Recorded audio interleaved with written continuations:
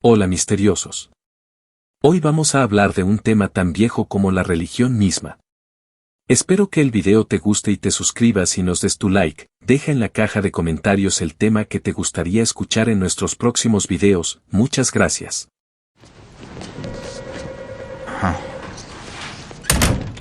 Hola, soy el Dr. House. ¿Cuál es el problema? Muéstrale tus manos, Agustín.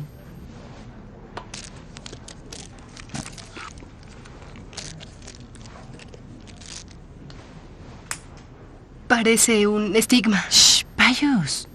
El agua bendita debe estar muy fría. Los estigmas religiosos son un fenómeno en el que una persona experimenta marcas o heridas en su cuerpo que se consideran asociadas con eventos o figuras religiosas, especialmente en el contexto del cristianismo. El fenómeno más conocido es el de los estigmas de Cristo, que se refiere a las marcas que se asemejan a las heridas sufridas por Jesucristo durante su crucifixión.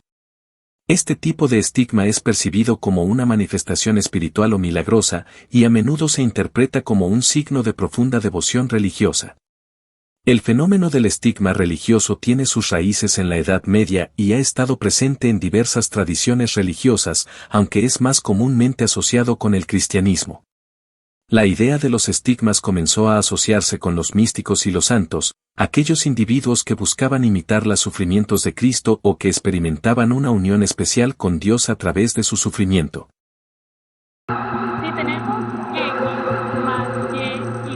Y era la víspera de la Pascua, cerca de la 6ª hora. Entonces Pilato les dijo a los judíos: «He aquí a vuestro rey. ¿Qué quieren hacer con él?» «Crucificarle, crucificarle», vitoreaban ellos. ¿Qué es eso? ¿De qué te untaste? Lo entregó para que fuese crucificado. ¡Mamá!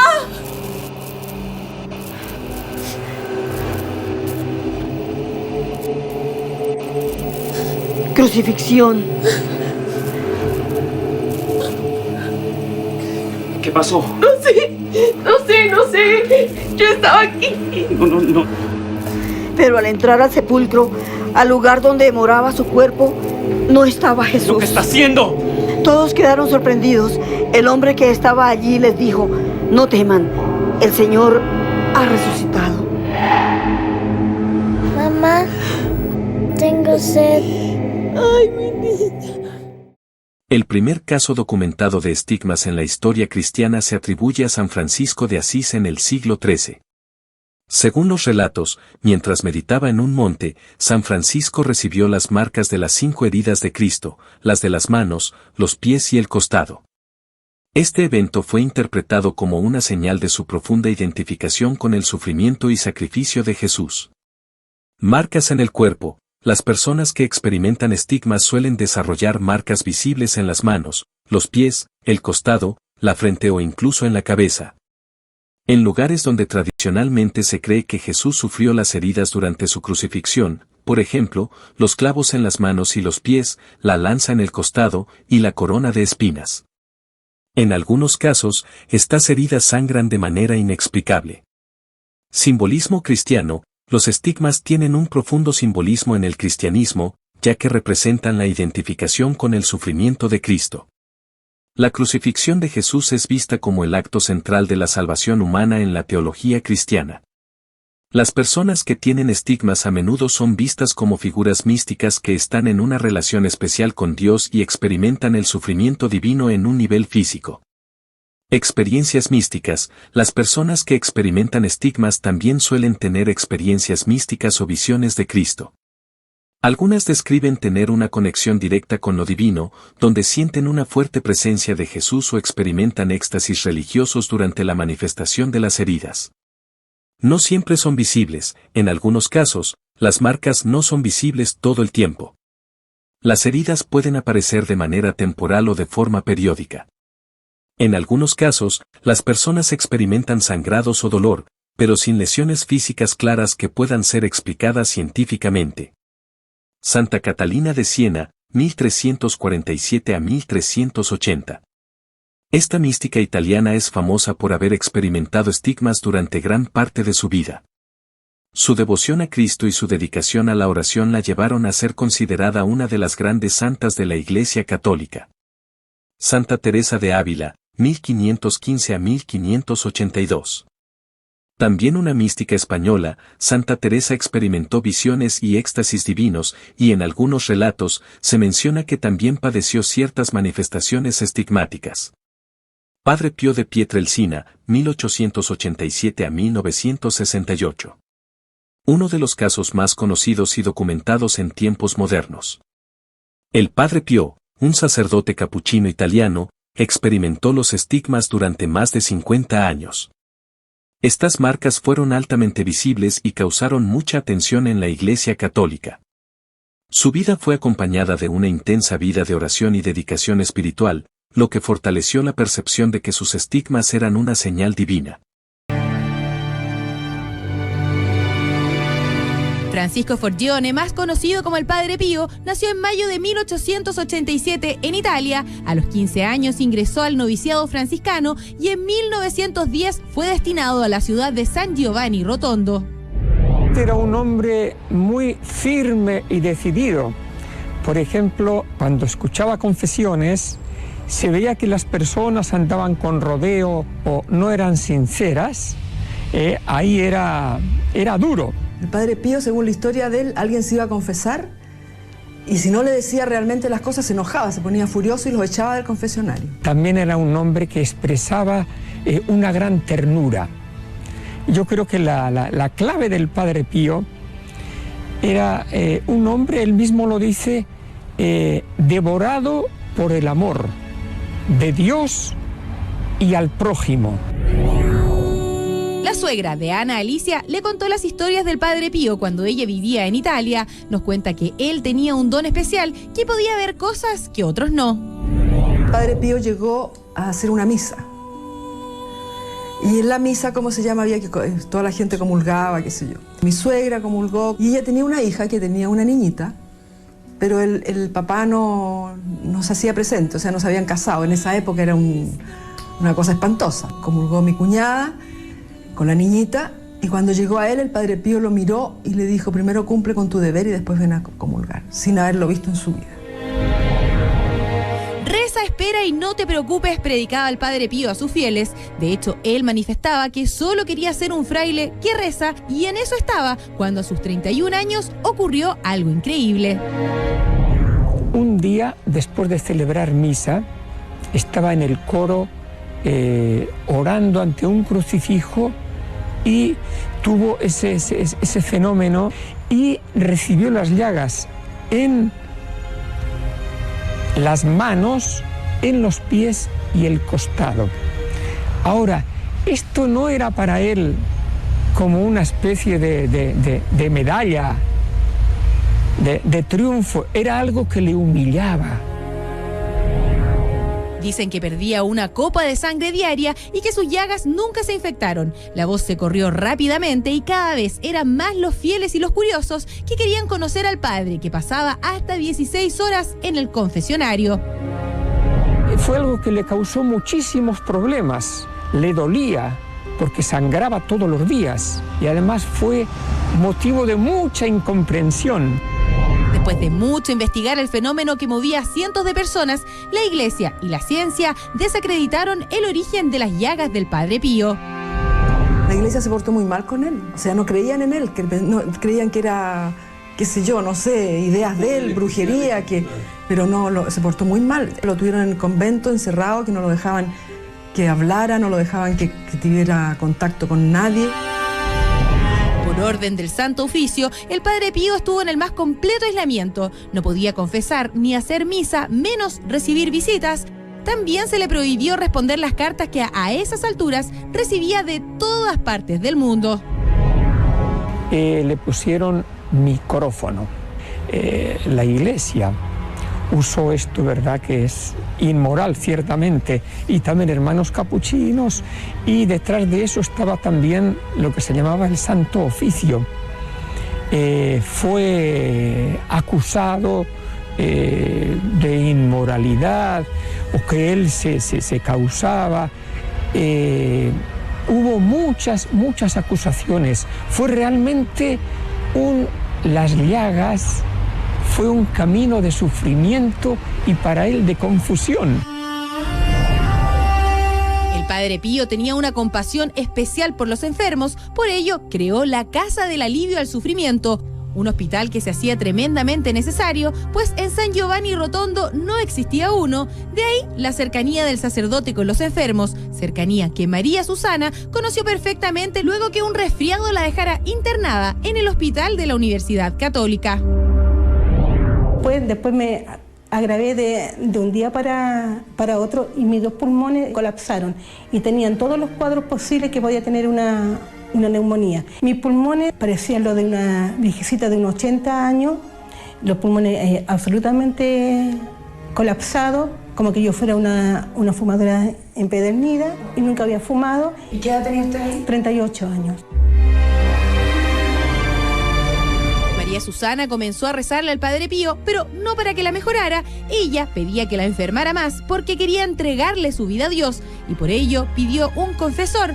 Nunca imaginó que sería el mismísimo Padre Pío.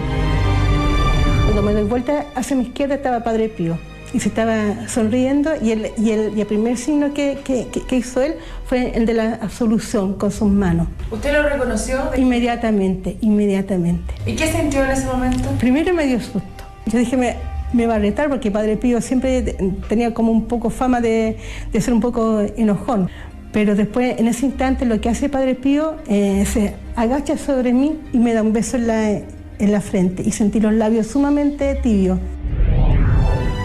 María Susana asegura que era de carne y hueso y que sintió un fuerte olor a rosas. Dice que el padre le puso una mano en el pecho y otra en la espalda, le dijo que estuviera tranquila, que esto iba a ser corto. Al día siguiente, su salud empeoró, estuvo 3 días en la UTI. Los médicos pensaron que moriría. Y el día viernes ya podía caminar sin tubo de oxígeno. Y los médicos me miraban por el pasillo, salían todos mirando cómo era posible que yo caminara sin oxígeno. Fue una cosa súper rápida, fue intensa. ¿Y le hicieron radiografía? Radiografía. Y los médicos le han sacado copia porque nadie entiende cómo me enfermé a tal punto y cómo me mejoré. Desde el punto de vista teológico, los estigmas son considerados una manifestación de la unión mística con Cristo, particularmente con su sufrimiento y sacrificio. Se cree que aquellos que padecen estigmas están siendo llamados a una vida de mayor sacrificio y entrega a Dios, de acuerdo con la tradición católica.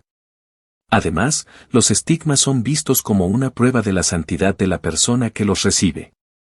Sin embargo, el fenómeno ha sido objeto de debate dentro de la Iglesia y la comunidad científica. Algunos teólogos lo interpretan como un regalo místico, un don divino, mientras que otros lo ven con escepticismo, considerando que algunas manifestaciones de los estigmas pueden ser producto de fenómenos psicológicos o incluso autoinfligidos. Aunque los casos de estigmas siguen siendo poco comunes en la actualidad, todavía existen personas que afirman haber experimentado este fenómeno. Pues estamos hablando de los estigmas. Los estigmas, con este nombre, se define a aquellas heridas que les aparecen a determinadas personas y que se corresponden con las heridas recibidas por Jesús durante su proceso de crucifixión y muerte.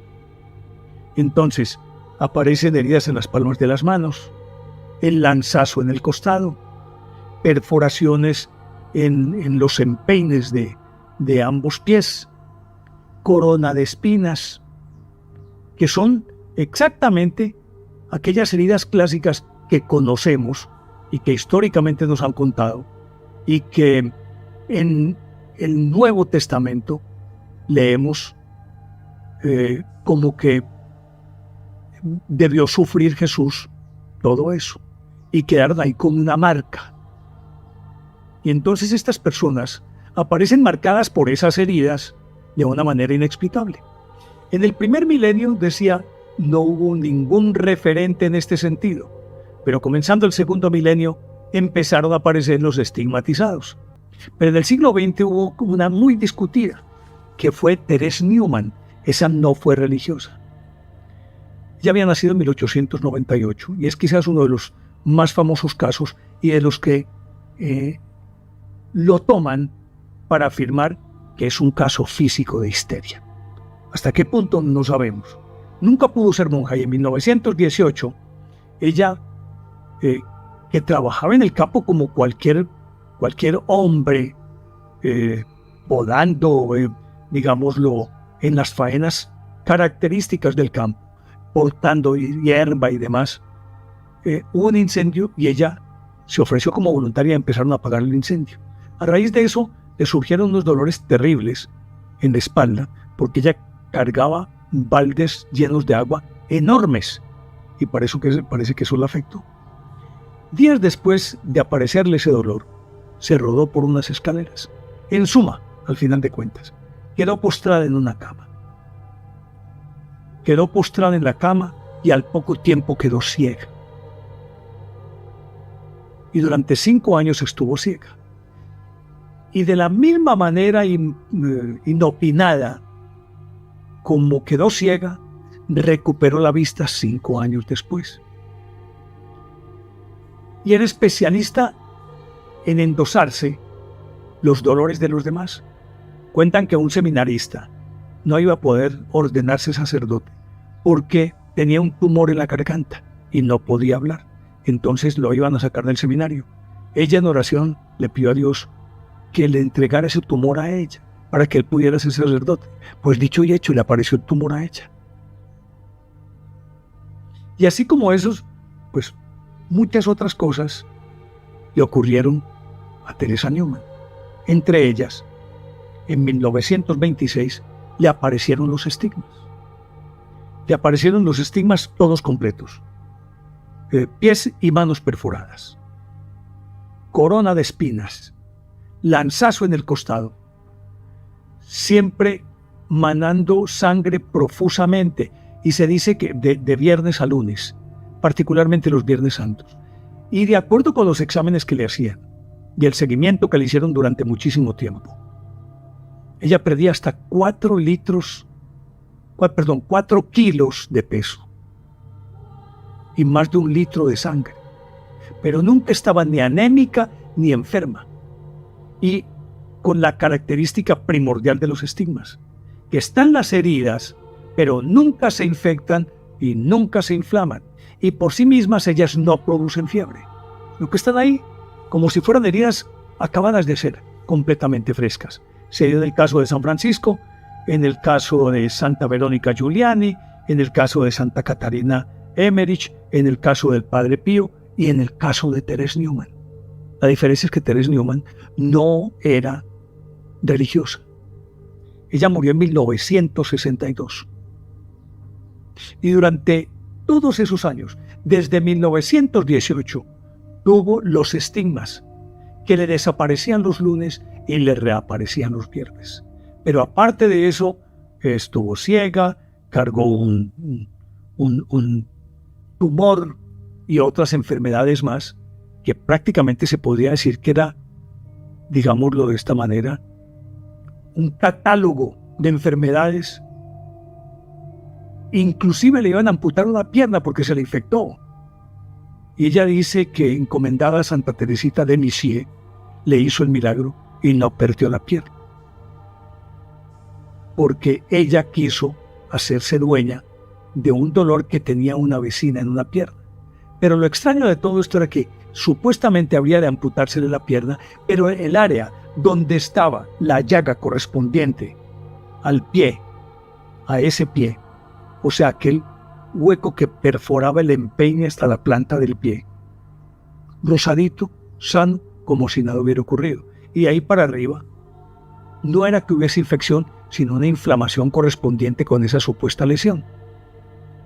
En el caso de Therese Neumann, se habló mucho de que era simplemente un fenómeno histérico, que dadas las circunstancias y que dada la inclinación de ella a hacerse con los dolores de todos los demás, eso tenía que ser un trastorno de personalidad. Tenía que haber un desajuste emocional. Algunos hablaron de una esquizofrenia. Le pusieron varios nombres. Lo cierto del caso es que el caso de Therese Neumann ha sido el más atípico de todos, justamente por todas estas cosas que hay alrededor, que dicen, no, esto necesariamente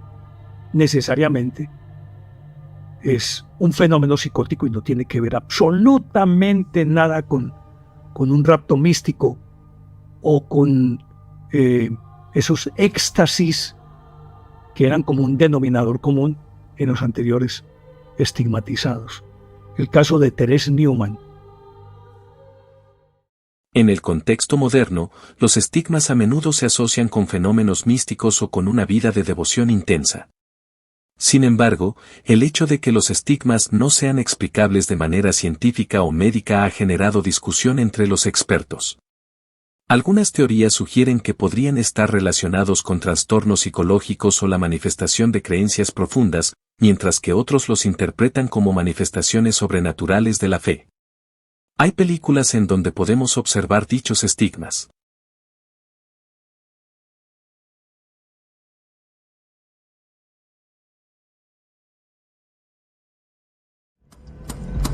Señorita Page. Señorita Page.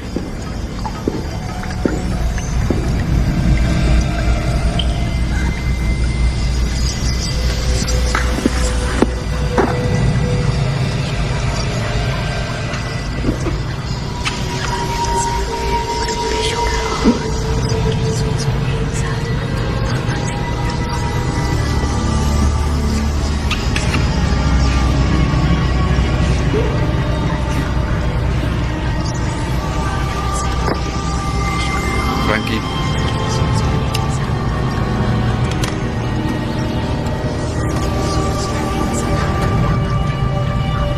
Frankie.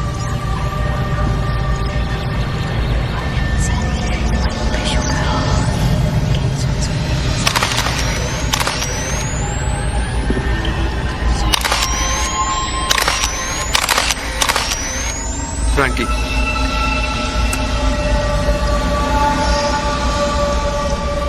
Frankie. ¿Quién eres?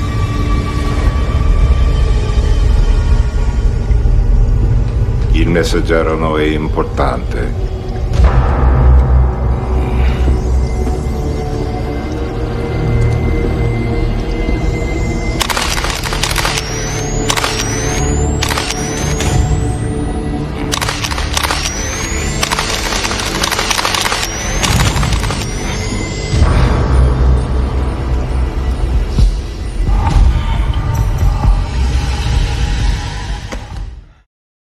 Esta es una increíble leyenda que las voces han aprendido a dar valor. Creer o no creer queda en nosotros. Lo único que sabemos con certeza es que solos, nunca estuvimos.